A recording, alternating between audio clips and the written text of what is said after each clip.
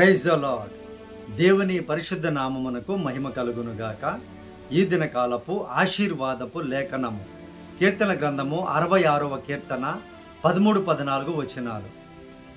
దహన బలులను తీసుకొని నేను నీ మందిరములోనికి వచ్చేది. నాకు శ్రమ కలిగినప్పుడు నా పెదవులు పలికిన మ్రొక్కుబడులను, నా నోరు వచించిన మ్రొక్కుబడులను నేను నీకు చెల్లించెదను.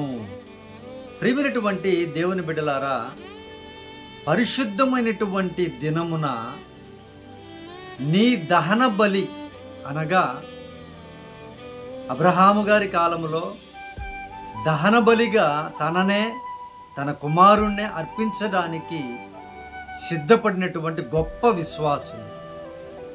ఈరోజు శ్రమ కలిగినప్పుడు, బాధలో ఉన్నప్పుడు, హాస్పిటల్లో ఐసీయూలో ఉన్నప్పుడు దేవునికి ఎన్నో మొక్కుబడులు.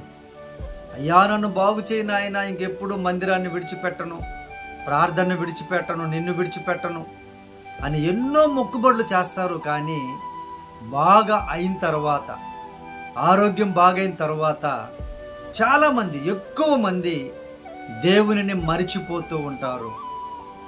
వారు మొక్కుకున్నటువంటి మొక్కును మర్చిపోతూ ఉంటారు. వారు దేవునితో చేసుకున్న ఒప్పందాన్ని మర్చిపోతూ ఉంటారు. ప్రియ సహోదరి సహోదరులారా, దేవుని యొక్క వాగ్దానం ఏం సెలవిస్తూ ఉందనంటే, నీవే దహన బలిగా మందిరములోనికి రావాలి. కొంతమంది బయట కూర్చొని వెళ్ళిపోతుంటారు. అంటే స్థలం లేకపోతే ఓకే ప్రియ దేవుని బిడ్డలారా, స్థలము ఉండి నువ్వు సమయానికి వస్తే ముందే నువ్వు రావచ్చు కదా, లోపలనే ఉంటావు కదా.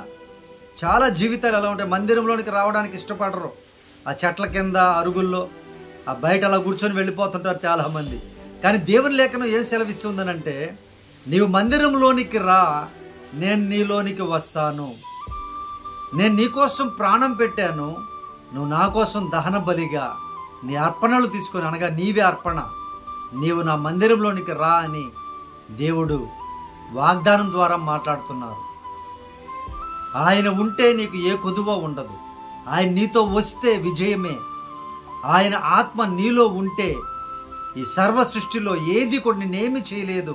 ప్రేమైనటువంటి దేవుని బిడ్డలారా, మరి నీ పెదవులతో ఏమి మొక్కుబడులు మొక్కుకున్నావో, నీ నోటితో ఏం ఒప్పుకున్నావో, సేవకునికి ఇస్తానని కానీ, పరిచర్యకి ఇస్తానని కానీ ఏది మొక్కుకున్నావో అది చెల్లించడానికి చాలామంది పని అయిపోయిన తర్వాత వెనకడుగు వేస్తూ ఉంటారు. ప్రియ దేవుని బిడ్డలారా, ఈ వాగ్దానం చూసినట్టు నీ జీవితం కూడా ఆ విధంగా ఉంటే ప్రమాదమే. ఆ విధంగా ఉంటే నీకు నష్టమే. ఒప్పుకొనుకుండుట మేలు. ఒప్పుకున్నావా, ఖచ్చితముగా ప్రభు కొరకు నిన్ను నీవు మొట్టమొదటిగా దహన బలిగా నువ్వు సమర్పించుకోవడానికి మందిరంలోనికి రావాలని, వస్తే నేను నిన్ను దీవిస్తాను అని దేవుడు వాగ్దానం చేస్తున్నాడు. ప్రియ దేవుని బిడ్డలారా, నీ దహన బలి దేవుని దగ్గరికి చేరితే, నీ ప్రార్థన దేవుని దగ్గరికి చేరితే, నీ ప్రార్థనకు ప్రతిఫలం వచ్చిందంటే నీకు ఇంకే లోటు కూడా ఉండదు ఉండదు ఉండదు. సో ఈ పరిశుద్ధ దినాన్ని చక్కగా దేవుని మందిరంలోనికి వెళ్ళడానికి, సమయానికి వెళ్ళడానికి నువ్వు సిద్ధపడు. నువ్వు ఒప్పుకోలు చెల్లించు. దేవుడు నిన్ను సమృద్ధిగా దీవిస్తాడు. ప్రియ దేవుని బిడ్డ, నిన్ను ఆశీర్వదిస్తాడు, గొప్ప చేస్తాడు. నీ కొట్లలో ధాన్యము నిండిపోతుంది, నీ బుడ్డిలో నూనె, అలాగే నీ తొట్టిలో పిండి చక్కగా ఉంటుంది. ప్రియ దేవుని బిడ్డ, ఏ లోటు లేకుండా దేవుడు నిన్ను కాపాడుతాడు, ఆయన సంరక్షిస్తాడు. అన్నిటికంటే ప్రాముఖ్యముగా నువ్వు ఆయనకి ఏమిచ్చినా కూడా తక్కువే. ముందు నిన్ను నువ్వు సమర్పించుకో, మందిరంలోనికి వెళ్ళు.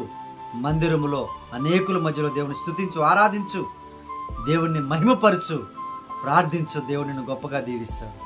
దేవుడి లేఖనమును నీకు తెలివిని, జ్ఞానమును కలిగించున్నట్లుగా ప్రార్థన.